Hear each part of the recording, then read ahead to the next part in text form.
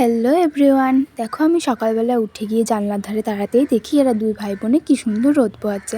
আর দেখতে কি সুন্দর লাগছিল, তাই না বলো? তাই আমি একটু ভিডিও করে নিয়েছিলাম।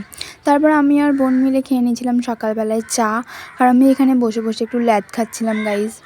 তারপর দেখো বাড়িতে একটুও সবজি না থাকার জন্য বাবা বাজার থেকে নিয়ে এসেছিলো এত এত সবজি।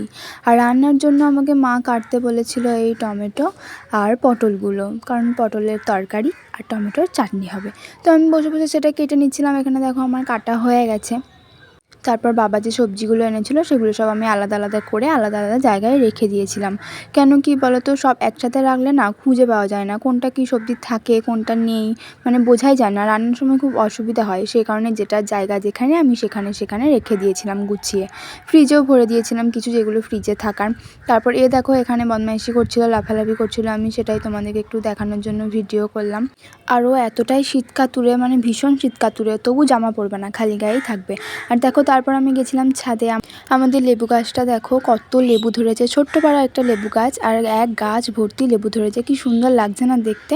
আর এই শীতকালে কার না পিঠে খেতে ভালো লাগে বলো?